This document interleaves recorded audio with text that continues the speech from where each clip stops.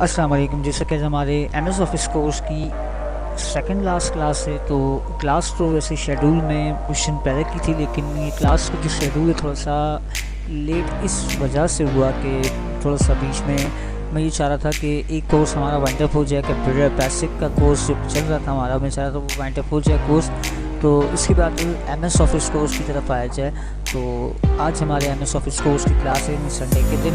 तो अब मंडे को कल सेकंड क्लास होगी। मैं पहले बता चुका हूँ कि क्लास 6 7 का कोई असाइनमेंट नहीं होगा, 8 क्लास का एक असाइनमेंट होगा। तो वो असाइनमेंट 30 मार्क्स का होगा। तीनों 6 7 8 तीनों क्लास में 10 मार्क्स डिवाइड किए जाएंगे वो, ठीक है। तो उसके बाद हमारे पास कल एक क्लास होगी 8 क्लास, तो उसमें आपको एक असाइनमेंट दिया जाएगा। तो वो असाइनमेंट आपने मुझे मंडे को क्लास अपलोड होगी, ट्यूसडे तक आपने मुझे वो असाइनमेंट सबमिट करवाना होगा। तो उसके बाद आपके पास वेडनेसडे और थर्सडे 2 दिन आपके पास गैप होंगे, और सैटरडे वाले दिन जो है आप लोग का एक ऑनलाइन टेस्ट लिया जाएगा। ऑनलाइन टेस्ट का तरीक़ेकार जो होगा वो आप सबको पता है, अगर नहीं पता तो मैं आपको अगेन बता देता हूँ कि आपको एक लिंक सेंड किया जाएगा, आपने उस लिंक को ओपन करना होगा। लिंक ओपन करने के बाद आपने जो है वहाँ अपना नाम की फुल स्पेलिंग लिखनी होगी, बिल्कुल देखकर कि कोई मिस्टेक ना हो जाए, क्योंकि जो स्पेलिंग आप वहाँ लिखेंगे वही स्पेलिंग आपके सर्टिफिकेट में आएगी। और अपना ईमेल एड्रेस देना होगा आपने, और फिर देन टेस्ट होगा। वो आपने 10 MCQs होंगे आपके पास, तो आपके असाइनमेंट के मार्क्स और जो टेस्ट के मार्क्स होंगे दोनों को काउंट कर वो आपके सर्टिफिकेट के मार्क्स मेंशन किए जाएंगे, ठीक है। और आपको एक कोर्स के बाद सेकंड लास्ट क्लास है, तो कोर्स के बाद आपने एक फीडबैक देना होता है ऑडियो में या वीडियो में। लेकिन प्रोसेस में चेंजिंग करनी है कि जो है फीडबैक का था वो ऑडियो वीडियो को, अब जो अपनी मर्ज़ी से ऑडियो सेंड करना चाहे, वीडियो सेंड करना चाहे, अगर ऑडियो वीडियो में प्रॉब्लम है तो आप जो हमारी आज की क्लास है क्लास 7 के वीडियो के कमेंट सेक्शन में जाकर आप इस पूरे कोर्स के बारे में हमें फ़ीडबैक दे सकते हैं। तो फीडबैक देना लाजमी है, चाहे ऑडियो में हो, वीडियो में हो, या आप कमेंट सेक्शन क्लास 7 की वीडियो के कमेंट सेक्शन में जाकर फीडबैक देते हैं, ठीक है। तो आइए चलते हैं अपनी क्लास MS एक्सेल की तरफ। तो MS एक्सेल किस तरह ओपन करते हैं वो आपको पता है, विंडो आर करके एक्सेल लिखेंगे तब भी एक्सेल ओपन किया हो पहले से ही है। उस दिन हमने इन ऑप्शन तक समझ लिया था, मर्ज करने तक, ठीक है। तो अब हम जो है आगे चलते हैं अपने पास। कोशिश मेरी ये कम से कम जो मेन ऑप्शंस हैं उनको कम से कम टाइम में उनको मेन ऑप्शंस को समझाऊँ मैं। तो उसके बाद फिर हमारे पास जो कल की क्लास होगी उसमें मैं आपको एक असाइनमेंट दूंगा, एक सैलरी शीट। आज सिर्फ ऑप्शंस बता रहा हूँ, कल आपको एक सैलरी शीट बनाकर या कोई स्टॉक शीट बनाकर आपको जो है मैं असाइनमेंट के लिए दूँगा। तो फिर आपने वो मुझे बनाकर परसों तक सेंड करनी होगी, ठीक है। तो हमने यहाँ तक समझ लिया था। अब इसके बाद यहाँ से हम आते हैं अपने पास, देखें यहाँ पर आपको ये जो है ऑप्शन से अकाउंटिंग फॉर्मेट्स आपको यहाँ पे मिल जाएंगे। तो आप यहाँ से कोई भी फॉर्मेट ले सकते हैं। अगर डॉलर का आपने सैम्पल लेना हो या जो भी बहुत सारे सैम्पल्स हैं यहाँ पर हमें मिल जाएंगे, तो आप यहाँ से अपने पास वो ले सकते हैं। एक ऑप्शन यहाँ से भी आ जाएगा हमारे पास। एक ऑप्शन देखिए यहाँ से ही है जर्नल। अगर आपने 1 2 3 लिखना है, नो स्पेसिफिक फॉर्मेट या ABC लिखना है तो आप जर्नल पे रखेंगे। अगर आपने जस्ट नंबर लिखना है तो आप नंबर पे रखेंगे, ठीक है। सेल में अगर इधर आपने जस्ट नंबर लिखना है तो आप क्या करेंगे, नंबर पे रखेंगे इसको, ठीक है।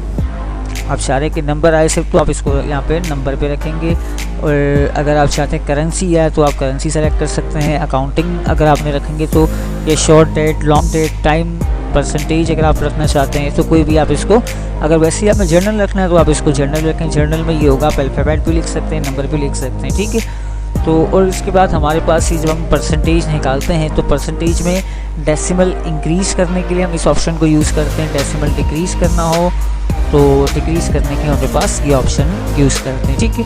मैं इनको सेलेक्ट कर लेता हूँ। अगर मुझे इसमें इंसर्ट करना होगा, इंसर्ट सेल करना है, इंसर्ट रोज़ करना है, इंसर्ट कॉलम्स करना है, तो मैं यहाँ से इंसर्ट कर सकता हूँ। अगर इंसर्ट शीट करनी होगी तो मैं यहाँ से इंसर्ट कर सकता हूँ, ठीक है। और अगर मुझे इसको यहाँ से डिलीट करना है तो मैं यहाँ से इसको डिलीट भी कर सकता हूँ, ठीक है। अगर मुझे इसकी फॉर्मेटिंग करनी है, रो की हाइट करनी है, तो रो की हाइट भी मैं सेट कर सकता हूँ। अभी 15 हुई भी एक तरीका देखिए, रो की हाइट का यहाँ से आता है, फॉर्मेट में जाके रो की हाइट और वेट हम सेट कर सकते हैं। और एक तरीका हमारे पास ये भी आता है, हम यहाँ कॉर्नर से इसकी विड्थ और हाइट सेट कर सकते हैं। अगर विड्थ सेट करनी होगी तो विड्थ हम यहाँ से इसकी कॉलम की यहाँ से ऊपर जाके भी कर सकते हैं, ठीक है। अब देखिए यहाँ पर नॉर्मली जो है वो 21.20 यानी 28 पिक्सल्स जो है नॉर्मल यूज़ की जाती है। वैसे जो है यहाँ पर जो हम ओपन करते हैं तो यहाँ पे 15 यानी 20 पिक्सल होती है, लेकिन अगर कुछ आपने ज़्यादा प्रिंट आउट निकालना है तो आप 28 पिक्सल रखेंगे तो आपका रिजल्ट जो है वो अच्छे तरीके से आ जाएगा, ठीक है। तो यहाँ से इसकी रो और कॉलम को आप सेट कर सकते हैं। अगर यहाँ से आपने फाइंड एंड रिप्लेस करना हो तो आप find and select and replace कर सकते हैं यहाँ से, ठीक है। देखिए मैं जितने इंपॉर्टेंट ऑप्शंस हैं इनके सिर्फ उसी के बारे में बता रहा हूँ यहाँ पे। वैसे अगर बहुत सारे ऑप्शंस हैं मैं उनको बताने जाऊँ तो शायद हमारी वीडियो काफ़ी बड़ी भी हो जाए, फिर आपको समझ भी नहीं आएगा। तो जो मेन ऑप्शंस हैं इसके वो मैं आपको समझा रहा हूँ। तो फिर जब हम कल सैलरी शीट बनाएंगे या स्टॉक शीट कुछ भी बनाते हैं हम, तो उसमें इन सब को किस तरह कहाँ यूज़ करेंगे वो सब मैं आपको बताऊंगा, ठीक है। अब आते हैं इंसर्ट पर। हम इंसर्ट में जाने के बाद यहाँ से हम टेबल ड्रॉ कर सकते हैं। जहाँ हमने टेबल लेना होगा हम उन सब सेल को सेलेक्ट कर लेंगे और हम यहाँ पर क्या कर देंगे, उसको टेबल पर क्लिक करेंगे और उसको यहाँ से हमने टेबल से यहाँ से ड्रॉ कर लिया, ठीक है।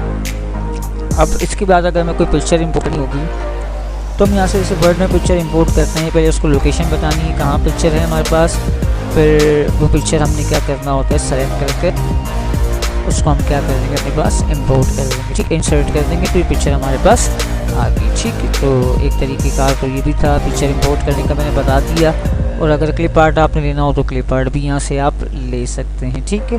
और अगर आपने शेप ड्रॉ करना हो तो आप शेप भी ड्रॉ कर सकते हैं यहाँ से। कोई भी स्मार्ट आर्ट, थोड़ा सा डॉक्यूमेंट को आपने खूबसूरती देने के लिए, थोड़ा सा स्टाइल कुछ देने के लिए, तो आप यहाँ से स्मार्ट आर्ट का यूज़ कर सकते हैं, ठीक है। और स्क्रीनशॉट वही कि अगर आप चाहते हैं कि जो बार आपके पास स्क्रीनशॉट है स्क्रीन पर, आप वो स्क्रीनशॉट सेलेक्ट कर लें कुछ ऑप्शन, ठीक है। स्क्रीनशॉट पर जाएंगे, मैं चाह रहा हूँ माय कंप्यूटर का ऑप्शन से मेरे पास स्क्रीनशॉट होके मेरे डॉक्यूमेंट में आ जाए, तो आप उसको जाकर इस तरह स्क्रीनशॉट से भी यूज़ कर सकते हैं, ठीक है। अब आते हैं एक चीज़ प्रोग्रेस रिपोर्ट की तरफ ना। देखें एक मैं आपको दिखाता हूँ ज़रा, ये देखिए मेरे पास एक प्रोग्रेस रिपोर्ट है ये। अब इसमें देखें चार्ट बना हुआ आ रहा है, ये देखें कॉलम। अब हमने यहाँ तक तो समझ लिया। अब ये कॉलम किस तरह से आएगा, कॉलम ले सकते हैं, लाइन ले सकते हैं, पाई, बार, एरिया, ये हम सब चीज़ें ले सकते हैं। कैसे देखें, अब इसको कनेक्ट कैसे करना होगा, जैसे जो नंबर्स है ना, देखिए मैंने नंबर को सेलेक्ट करने के बाद मैंने फिर क्या करना है, कॉलम्स पे जाना है। मैं कॉलम्स का ऑप्शन लूँगा तो ये ऑटोमेटिकली इसने मुझे क्या कर दिया, मेरे पास एक चार्ट ड्रॉ कर दिया। आप इस चार्ट की जगह आप कुछ भी सेलेक्ट कर सकते हैं अपने पास। देखिए ज़रूरी नहीं चार्ट आप लें, चेंज चार्ट टाइप कर देंगे आप। यहाँ से आप लाइन लेना चाहें तो आप लाइन ले सकते हैं यहाँ से। अगर आप पाई लेना चाहें, बार लेना चाहें, एरिया लेना चाहें तो आप कुछ भी यहाँ पर ले सकते हैं। देखिए मैंने बाय कर दिया तो ये मेरे पास क्या आ गया, ये ऑप्शन आ गया, ठीक है। तो ये चीज़ भी मैंने आपको क्लियर कर दी। शेप की मतलब ये कॉलम, लाइन, पाई, बार, एरिया, ये सब मैंने आपको बता दी है, ठीक है। अब आते हैं मेरे पास टेक्स्ट बॉक्स। अगर आपको टेक्स्ट बॉक्स लेके लिखना हो तो आप बॉक्स आप सेलेक्ट कर लें, यहाँ पर आप इजीली अपना टेक्स्ट लिख सकते हैं, ठीक है। अब हेडर फुटर अगर आपने देना हो, जिस तरह ये मेरे पास बना हुआ है, इससे मैंने इसको फुटर दिया हुआ है और ऊपर ये मेरे पास हेडर है, तो ज़रूरी नहीं है आप हेडर फुटर से लेके बनाएं, आप अपना भी बना सकते हैं। जैसे मैंने अपना बनाया हुआ, मैंने 4 लाइनें सेलेक्ट कर फिर उसको आपस में मैंने मर्ज कर उसको एक हेडर दिया हुआ है। और नीचे फुटर ये जो मेरा ऑलरेडी बना हुआ, मैंने इसको जैपेज बनाया हुआ है। जैपेज बना के मैं सब डॉक्यूमेंट पे अपने यूज़ करता हूँ, ठीक है। ये देखें अब आते हैं हम अपने पास वर्ड आर्ट। अगर थोड़ा सा स्टाइलिश फ़ॉन्ट आपने लेने हो तो आप यहाँ से भी ले सकते हैं वर्ड आर्ट से। सिग्नेचर लाइन देनी हो तो वही MS वर्ड में मैं आपको समझा चुका हूँ। अगर आपने सिग्नेचर लाइन देनी होगी तो आप सिग्नेचर लाइन देंगे। पहले आप लिखेंगे suggest signature for example John T, उसके बाद फिर आप टाइटल लिख लेंगे उसका, तो आप यहाँ पे सिग्नेचर ऐड कर सकते हैं। वैसे आप ऐसे भी कर सकते हैं कि आपने एक लाइन शेप पे जाकर आपने एक लाइन सेलेक्ट कर ली। लाइन सेलेक्ट करने का कलर ब्लैक कर दिया, इसको 3 सेल या 4 सेल सेलेक्ट करके आप उसको क्या करते हैं, आपस में मर्ज करते हैं, यहाँ भी लिखते हैं, तो ऐसे भी आसानी हो जाएगी। अगर आप ऐसे करना चाहें तो ऐसे भी कर सकते हैं, ठीक है। अब आते हैं इक्वेशंस पर। अब इक्वेशंस पर जाएंगे तो हमारे पास बहुत सारी इक्वेशंस और सैम्पल्स हमारे पास आ जाएंगे बहुत सारे। देखिए मैं दोबारा इंसर्ट पे जाता हूँ, इक्वेशन पे क्लिक करूँगा मैं यहाँ पर, तो ये बहुत सारी इक्वेशन आ जाएंगी। तो अगर हमें इक्वेशन, अगर कोई मैथ का पेपर या अगर हम कोई फिज़िक्स का कोई डॉक्यूमेंट या कोई भी चैप्टर अगर हम टाइप कर रहे हो, हमें कोई असाइनमेंट मिला हो कॉलेज का, यूनिवर्सिटी का, तो हम यहाँ से इक्वेशंस में जाकर तमाम इक्वेशंस जो भी हम मैथ्स में फिज़िक्स में यूज़ करते हैं या सैम्पल्स जो हमें यूज़ करते हैं मैथ्स में, तो हमें यहाँ से वो सैम्पल्स मिल सकते हैं सारे, ठीक है। अब आते हैं हमारे पास पेज लेआउट पर। तो पेज लेआउट में जो है हमारे पास सबसे पहले ओरिएंटेशन, अगर आपने उसकी ओरिएंटेशन लैंडस्केप पोर्ट्रेट जो करनी है आप उसको इजीली जो है ओरिएंटेशन सेट कर सकते हैं। पेज का साइज़ आपको पता है किस तरह पेज का साइज़ देते हैं। अगर सपोज़ आपने कोई प्रिंट आउट करना है तो आप चाहते हैं प्रिंट एरिया में सेलेक्ट कर लूँ।